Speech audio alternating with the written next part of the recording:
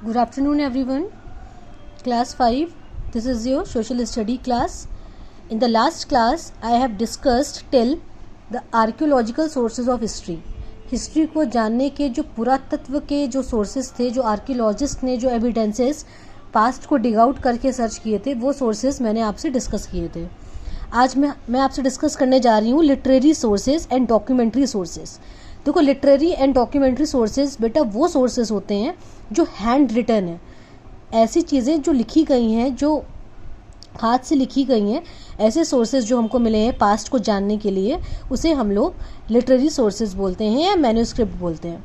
जो first written script हमको मिली है वो बच्चों पिक्चर के फॉर्म में मिली है. ठीक है, पिक्चर्स के फॉर्म में मिली है. हमें पिक्चर्स मिली हैं, सन की मिली है, मून की पिक्चर मिली है. तो ऐसी सोर्सेज जो हमें पिक्टोरियल फॉर्म में मिले हैं उन्हें हम लोग पिक्टोग्राम बोलते हैं. पहले के ज़माने में बच्चों लोग पत्थरों पे लिखते थे, क्ले टैबलेट्स, मिट्टी की बनी हुई टैबलेट्स पे लिखते थे. ठीक है, पेड़ की सूखी हुई पत्तियों पे लिखते थे. ठीक है, जैसे हमको भोज पतारास एंड पंच पार्चमेंट्स करके लीव्स पे हमें रिटन रिकॉर्ड मिला है. जैसे हमें skin of goat and sheep में भी कुछ मिला है, लोग जानवरों पे लिखते थे. तो ऐसे रिटन रिकॉर्ड्स जो हमें पुराने ज़माने में लिखे हुए मिले हैं उन्हें रिटन सोर्सेज बोलते हैं, लिटरेरी सोर्सेज बोलते हैं. इसको भी बेटा कुछ कैटेगरी में डिवाइड किया है. जैसे हमने आर्कियोलॉजिकल सोर्सेज को डिवाइड किया था ओल्ड मॉन्यूमेंट्स में, बिल्डिंग्स में, कॉइन्स में, ठीक है, इंस्क्रिप्शंस में. तो ऐसे लिटरेरी सोर्सेज को भी डिवाइड किया है. पहला है रिलीजियस एंड सेक्युलर टेक्स्ट हमको कुछ मिले हैं, कुछ मेमोरियल्स मिले हैं, कुछ क्रॉनिकल्स मिले हैं, कुछ travel logs and accounts of foreign travellers मिले हैं. चलो अब हम फर्स्ट वन बाय वन करके पढ़ते हैं क्या क्या मिले हैं. रिलीजियस एंड सेक्युलर टेक्स्ट, बेटा नाम से समझ में आ रहा है. रिलीजियस मतलब कुछ ऐसी रिटन हमें डॉक्यूमेंट्स मिले हैं जो हमारे धर्म को बताती हैं, जो धार्मिक बातों को बताती हैं. ऐसे टेक्स्ट मिले हैं. जैसे हमें वेदास मिले हैं, है ना. आपको पता है हिंदू रिलीजन के सबसे मोस्ट इम्पॉर्टेंट और प्योरेस्ट जो आपकी जो बुक्स हैं वो वेद होते हैं हमारे.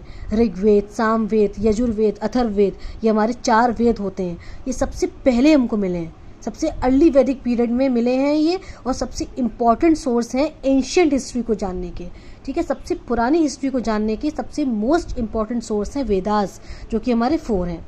ठीक है, फिर हमें कुछ ब्रह्मणास मिले हैं, अरंक्यास मिले हैं, उपनिषद मिले हैं. ये सब बेटा धार्मिक पुस्तकें हैं. ठीक है, अब तुम पूछोगे मैम इसका मतलब क्या है, तो ये धार्मिक पुस्तकें हैं जिसमें हमारे भगवान जी के बारे में, देवी देवताओं के बारे में बताया गया है, मंत्रों के बारे में बताया गया है. ये सब चीज़ें लिखी हैं इसमें. ठीक है, तो ये सब चीज़ें मिली हैं. रामायण, महाभारत, ये भी हमारी ये भी पुस्तकें हमको मिली हैं. ठीक है, ये हमें लेटर वैदिक पीरियड में मिली हैं, मतलब वैदिक पीरियड के बाद हमको ये सारी किताबें मिली हैं, जिससे हमको अपने रीति रिवाज, अपने कल्चर, अपने कस्टम, अपने ट्रेडिशन को जानने का मौका मिला है. ठीक है, हमारे उस टाइम लोग किस तरीके से रहते थे, क्या उनका कल्चर था, कैसे रीति रिवाज थे, क्या त्यौहार थे, ये सब चीज़ें पता चलती हैं.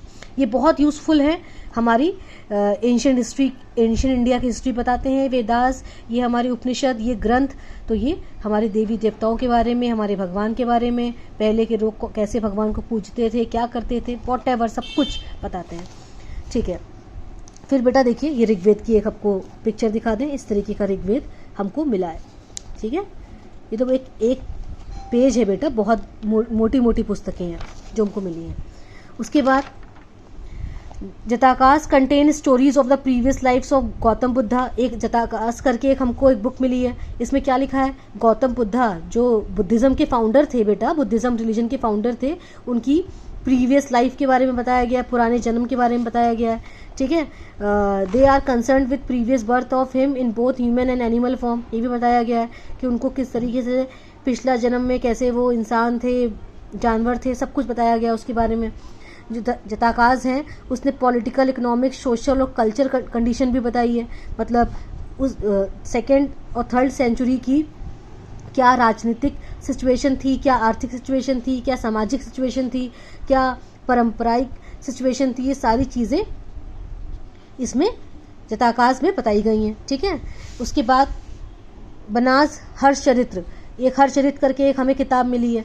ये सब आप जब बड़े होंगे ना, वही मैंने बताया जैसे जैसे आप बड़े होते जाओगे, जैसे जैसे आप हायर क्लासेस में जाते जाओगे, वैसे वैसे आप डिटेल में चीज़ों को पढ़ते जाओगे। अब हर्षवर्धन, अब पूछोगे आप लोग हर्षवर्धन कौन है, तो ये हर्षवर्धन जो है ये गुप्ता एम्पायर में आए थे। गुप्ता एम्पायर को फाउंडर जो थे वो हर्षवर्धन थे, चंद्रगुप्त के बाद आए थे ये। तो हर्षवर्धन के बारे में बाण भट्ट करके एक आपके ऑथर थे, उन्होंने हर्षचरित्र लिखा था, जिसमें हर्षवर्धन की पूरी लाइफ बताई गई है।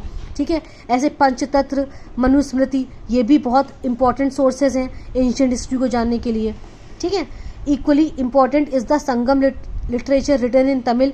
एक हमको संगम लिटरेचर मिली है जो तमिल भाषा में लिखी हुई है, जो 500 BC से लेके 500 AD तक की जितनी भी घटनाएं हुई हैं वो सारी इसमें लिखी हुई हैं।